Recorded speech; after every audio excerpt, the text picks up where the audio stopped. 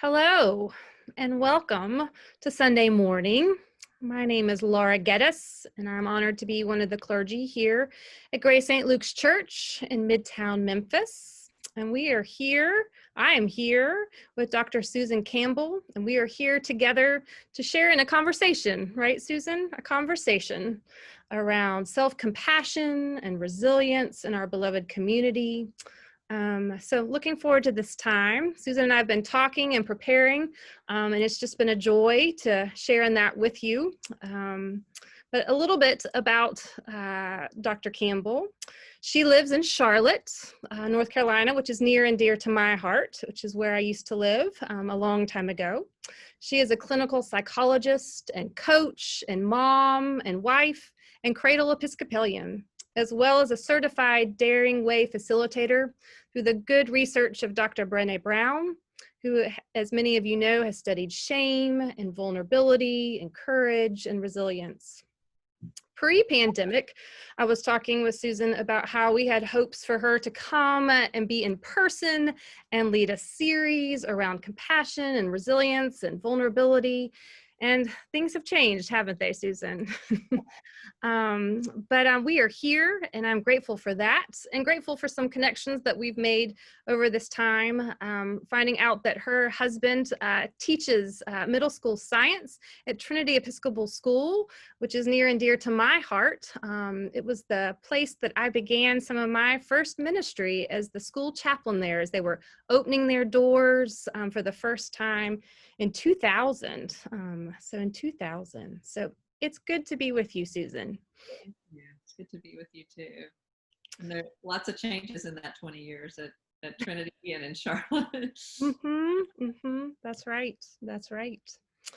Well, so we begin perhaps a little bit around self-compassion. When I think of that word, there are two thoughts that come to mind. First is something from our baptismal covenants. Those two questions that stick out are, will you seek and serve Christ in all persons, loving our neighbor as ourself? And will we strive for justice and peace and respect the dignity of every human being? Those two questions come to mind as formative for who we are as faithful beings, who God is calling us to be. And then there's a quotation that comes as well from Anne Lamott, I think, who says, so often we judge our insides by everyone's outsides. And Anne Lamott has a lovely way and a very real way of putting things just like that. But those two come in my mind as I think about self-compassion. So your thoughts? So first of all, thanks again for having me. And I was so excited to plan a day with your parish in March, and then disappointed that it got canceled, and then really grateful that we found a way to bring at least a little bit of this conversation together. And hopefully next year we can do a little bit broader dive or deeper dive. But I've been practicing psychology for longer than I have started saying now. I'll just quit. I'm stopping at over 2 decades because that seems long enough. And there are obviously lots of ways of understanding self-care and thinking about the way we show up in the world that I have helped clients through for years. And I've always been a follower of Brené Brown and given clients Gifts of Imperfection, which was her first real book. And I got interested in this sort of self-compassion, empathy, resilience, and shame framework that she talks about, particularly right after the election in 2016 and moving into 2017, just feeling like, how do we as a country heal? How do we as neighbors heal? How do our faith communities support some of the divisions that were so glaring during that time? And the baptismal covenant really resonated with me in the context of all of that, and that affirmation that we make to seek and serve Christ in all people and love our neighbors and as ourselves And I got thinking a lot about this idea that loving our neighbors as ourselves is predicated on this idea that we love ourselves well. Mm. And so if we're not loving ourselves well, which we often don't do, then we have a tendency to judge other people in the ways that we might judge ourselves or feel superior in some way. And I found Bishop Curry's call to becoming beloved community just so compelling, and thinking about how do we really bring this conversation into our faith communities and really begin increasing people's awareness of themselves, but also really engage some deep listening of each other, so that we can better understand each other's perspectives and where other folks are coming from, and really love them as we love ourselves. I think we can be our own toughest critic, can't we? And if we are able to listen to ourselves, it sure is, I know, hard to listen to others, to be sure. Yeah, to be sure. So what does self-compassion look like? How does that unfold for you? How can we talk about it a little bit more, and how we maybe even cultivate it? Okay. So Kristen Neff is a researcher who has a great website that's easy to remember. It's self-compassion.org. So there's lots of great resources on her site, but I'm going to summarize just a little bit of what she has found that are sort of the primary elements of self-compassion. And I actually have, I'm looking at the picture in my office of it, but I have an image that I'll share if it works. We've got Kristen Neff's self-compassion image with some wonderful hands. Great. So that might be easier to look at than me while I explain it. But the first component really is around self-kindness. And for each of these, there's a counterbalance. So it's self-kindness versus self-judgment. And people who are kind to themselves talk to themselves like somebody that they love. Mm. So, excuse me.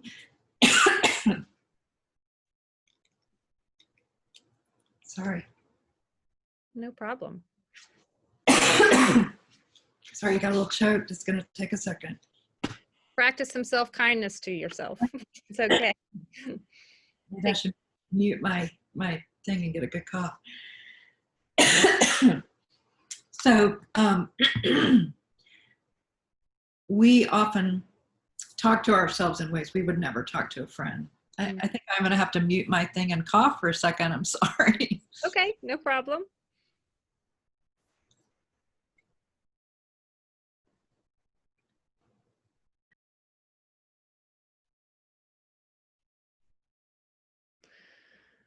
While she's doing that, I'm mindful that, we do this without any second takes or third takes. There's no splicing. So we are living into self-compassion and vulnerability, Grace St. Luke's. So I'm glad she's taking care of herself, and that we get to live into this together. So we get to be our real full selves. Thank you. Very generous modeling of that, of empathy and compassion.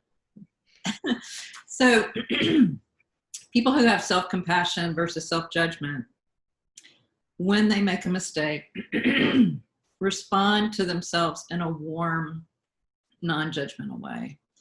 So, and we often don't do that, right? How many times do we say to ourselves, that was so stupid, I can't believe I did that. Mm-hmm. Or I should have, whatever it is. And we would never say that to a friend or to somebody that we love. And so self-kindness is really just as simple as that.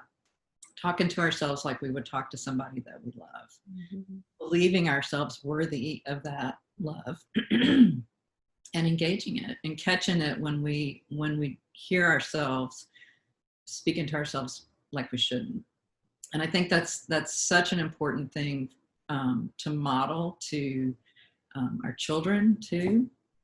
And when we do that, when we're acknowledging some vulnerability, something that we did wrong, or a way in which we disappoint ourselves or somebody else, not only are we modeling some accountability, so sorry, but we're also giving them a chance to practice a little compassion and empathy with us. So it's really important. The second thing she talks about is common humanity versus isolation. So oftentimes when something bad happens to us or we do something wrong, we get that feeling like we're the only person in the world that that's ever happened to. The only person who's had their heart broken, the only person who's fallen down the stairs in front of people, the only person who's gotten fired from a job. And so recognizing that there's more that binds us than divides us, and that most people have had, if not the exact same experience, they've had experiences that generate that kind of emotion, creates less isolation and more sense of perspective and less of a feeling of aloneness. Connection and empathy. Empathy comes to my mind, to be sure. Right. And so that's another really core component of self-compassion. And then the third one is mindfulness versus over-identification. So what that's related to is noticing when we have a feeling, but not feeling defined by that. So I might be embarrassed that I've gotten a frog in my throat and I can't clear it, but I'm not an embarrassment. Yes. Right? That's a difference. Noticing how I feel, noticing that something may not have gone the way I want it, but not feeling defined and ruined by that thing. So recognizing that things come and go, and being aware of how we react to things when it happens, and then reacting to that with kindness and compassion. That's how those three fall together. And for that last one, it makes me think a little bit too around maybe the concepts of guilt and shame. We had a moment not too long ago in our household. I think you know that we have 2 boys, and one of them came home a little bit sad the other day and said that he had been talking with a classmate, and as he had been talking, he happened to spit while he was sharing his words, and his classmate said, "You are disgusting." And our kiddo said, "I am not disgusting. Spitting is disgusting, but I am not disgusting." And I have to say, we were like parenting win on that one.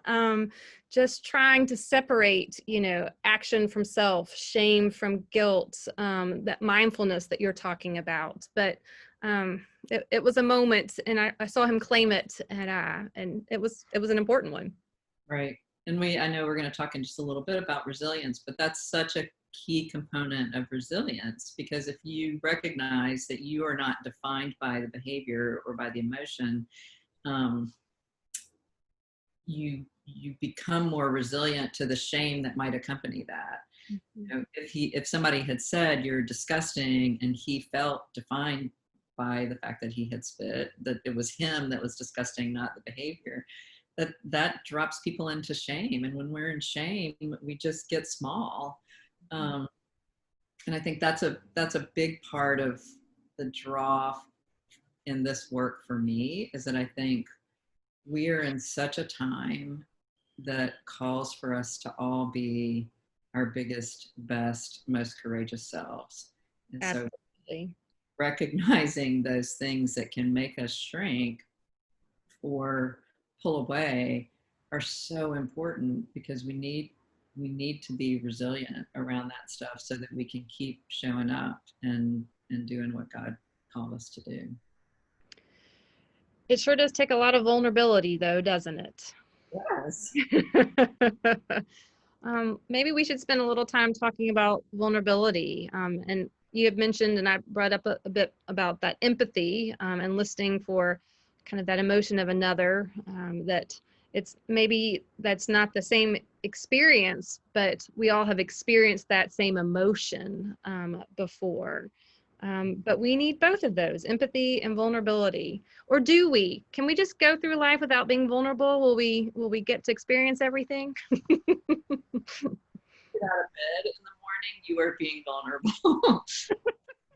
I'm so glad to hear that.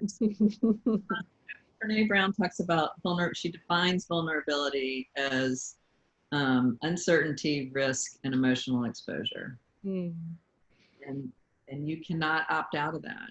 I mean, we're doing that right now. There's uncertainty. I don't know exactly what question you're going to ask me. There's risk in stepping outside comfort zones of being on camera versus just being in a private room talking with each other. Every day we engage with the world and engage with other people, we are engaging uncertainty. Mm-hmm. And that's part of connection. And the alternative is we cloister ourselves away and we don't live a full life. There's she talks a lot about the myths of vulnerability, and people will say, I don't do vulnerability. And first of all, again, she says, you can't not do it. And second, there's this belief that somehow vulnerability is weakness. Right? That if we share something personal about ourselves, or if we articulate feelings and instead of thoughts, that is feelings are weak and vulnerable. And she said she grew up very much in that kind of lock and load family motto, suck it up, pull yourself up by your bootstraps. And what she's found with 400,000 pieces of data now is that there is no report of an act of courage that does not involve vulnerability. She's talked to Navy SEALs and CEOs of companies and people like us about, tell me about a time that you went through something hard, and it all involves vulnerability. And that's how we make ourselves known. And she talks about vulnerability being the birthplace of connection. And it's really the birthplace of everything. This connection is the birthplace of everything. It's shared. Creativity, trust, all of those things. Right. Mm-hmm, mm-hmm. Right. Joy and creativity, trust. And that's one of the other myths, is that trust has to come before vulnerability. But she's there's this kind of stacking relationship with it, because if I don't allow myself to become vulnerable, see how you respond to it, it's to build a trust between us, that be more vulnerable, and it grows. Yes. It makes me think too a little bit of those who have experienced forms of trauma and who shut down because of these past experiences, to protect, to not be willing to be vulnerable. But when that happens, they miss out on connections, on relationships, but just to better appreciate the impact of what trauma does. Beyond just the physical, I'm talking the emotional, the well-being, and what that does for relationships. I'm just mindful of that. Well, and I think it's important for us to recognize that it's not safe for everybody to be vulnerable. Not everybody is safe to be vulnerable. Right.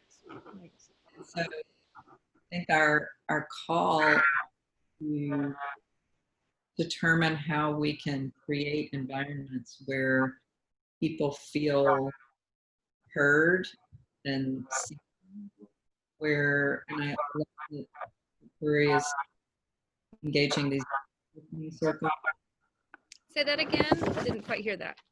It sounds like we're getting a little feedback. Okay.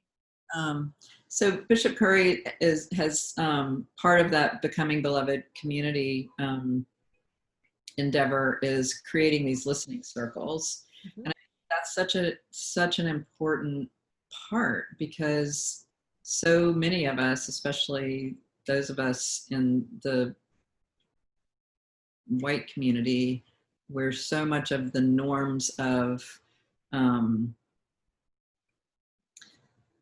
I'm not going to say this exactly right, but I think we all need to be better at listening to people who are different from us and understanding that people have different experiences and come into relationship with different experiences.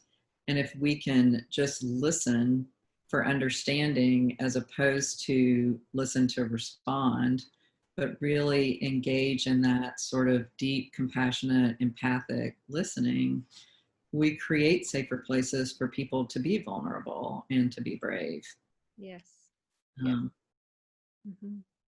And we're really in a time of that understanding and better seeing with scales coming off of how particularly people with white skin color have missed those opportunities. So this is a real time of learning if we are open to it, but it takes risk and vulnerability. But what is possible in terms of connection can be deep and wide. But I appreciate what you're saying around listening and not necessarily to respond, but to understand and to listen and to create that sense of trust for relationships. Yeah. Yeah. And that, trust is built in small increments, and in repeated encounters, large and small, where we learn that somebody is safe to be with. And the more encounters we create for that, the more opportunities we create, the better, the more attuned we are to each other, the more trust develops and the more people feel safe really showing their inside selves. As you said in the beginning, we judge our insides by other people's outsides. And I think especially in such a media-soaked culture, people are reluctant to say what their foibles are and their weaknesses and their fears. And, I think in this time, especially right now in the middle of this pandemic, can you hear my phone ringing? No, I can't. Real life. In the middle of this pandemic, so many of us are struggling and not wanting others necessarily to know that we're struggling and continuing to have these expectations of ourselves to perform in a certain way, to look a certain way, to have a certain amount of energy. And we don't really have the opportunity to get together in community, to have that kind of common humanity piece we were talking about before, to really see other people are struggling too, other people are tired too. And what you get is somebody's Insta-worthy picture of something that they did that was good out of the, week of hardship. And I think the more we can really take off that mask of perfection and just be real with each other about what's going on, the better we're going to be able to get through this ourselves and to help other people get through it as well. I don't know about you, but I really do appreciate it when people do give a more accurate and truthful perspective, image, story than just as you're sharing kind of that picture perfect moment on Facebook. It's not real, but it's sometimes, like we've been saying with Anne Lamott's quotation, we still seem to put that that standard for us to measure up to, and it's just not realistic, and we will become so defeated so quickly, I think, if we do that. So, especially in this time where we are needing some practice with building some resilience, because I think folks are weary, folks are tired, folks are isolated. We are on Zoom, but there's nothing quite that can be the same as being in person. I mean, this is something, but it is not the same as being together.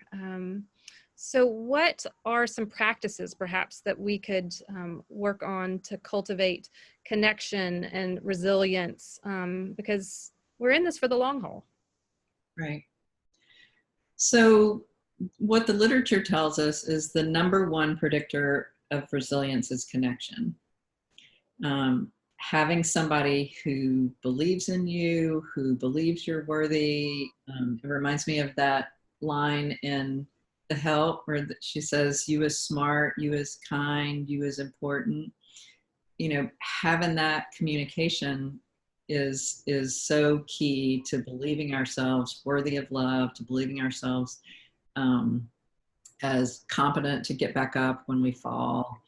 And that's hard right now because connections are harder. And I was thinking, as you were talking just a minute ago, that I think in some ways, even though this virtual world that we're all connecting in right now is different, it's still an opportunity to connect. And in some ways, it may be a little bit easier to say something where you're not actually sitting looking at somebody. You know, I'm thinking about I think about when my children were little, and I think you and I talked about this a little bit on the phone, and no matter what happened that Sunday morning, and there's meltdowns and people refusing to wear their shoes and, you know, whatever, by the time people roll up to the door, the bows are on their head and the yeah, especially at church. So it's funny because my sister and I laugh that our lives exist to make other people feel better about theirs. So my kid was the one on her face. I love it. My kid is the one who forgot picture day, or I forgot picture day. So, you know, I think if we can create connection, even in this way, where people can be real and say, here's what's going on with me, and have other people say, that sounds really hard. And maybe even me too. Yeah. And not have to fix it, not have to have a magic wand or even try, but just to acknowledge, to hear, to stand with in solidarity, to be a companion with. Right. So that's number one, really encouraging people to make connection and with, you know, begin to engage some of that vulnerability and recognize when people are responding in ways that are helpful to you and that you can be helpful to them. There are a number of other things that the literature tells us about resilience, characteristics of resilient people. And humor is a big one. You know, finding things that make you laugh, getting some perspective that what's happening right now in the realm of things may not be the catastrophe that we think it is. And so finding ways to either laugh about something else or to find some humorous part of what it is that we've gone through. Faith and optimism are important practices. And that's not, I think the optimism thing is not this Pollyanna, it's going to be great, it's going to be fine, but it's a realistic, more of an expression of hope. I'm reminded that Brené, and are you familiar with Krista Tippett and her? Very much so, yes, On Being. Mm-hmm. Love that book, Becoming Wise. I've got it dog-eared forever and a day. But in actually in Becoming Wise, Brené talks about hope being not an emotion, but a cognitive behavioral process that happens when we learn to experience that when we've experienced adversity and we've got people around us that have faith in our ability to get through it, trustworthy people, that's what hope is, that it's a practice, and that, like all virtues, practice becomes a spiritual memory. Like you do stuff, and the more that you do it, the more that it gets in our bones and a renewable resource. So faith and optimism, service to others. Mm-hmm. Is another important one. I think there's lots of opportunities right now to engage that. There's so many people who are struggling.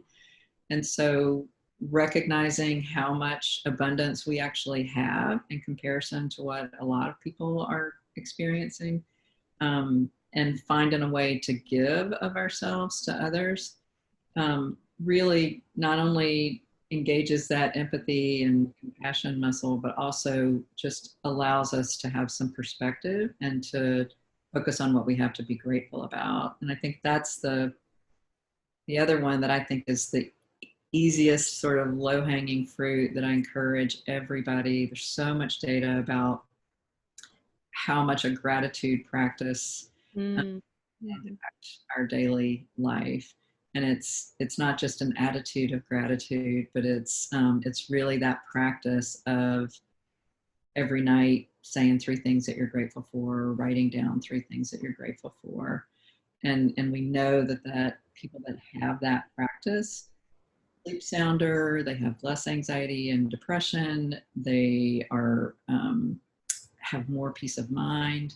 And it makes you, what I've found when I do that is I'm looking for things during the day to be grateful about. Yes. I'm more inclined to notice what's going right than what's going wrong because I want to remember it for my journal when I get home. Exactly. What stands out and what you find yourself seeking out more is the positives rather than the negatives. Although I think our news media sometimes would like us to do the exact opposite.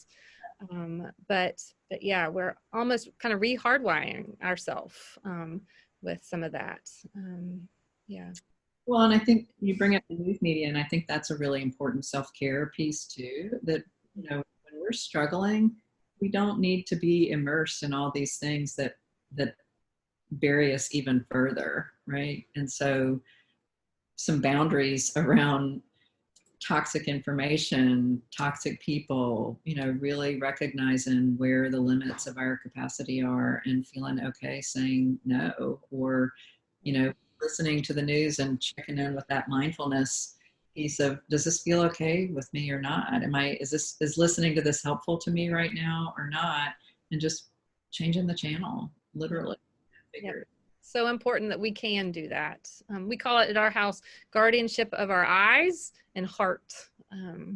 So, yep.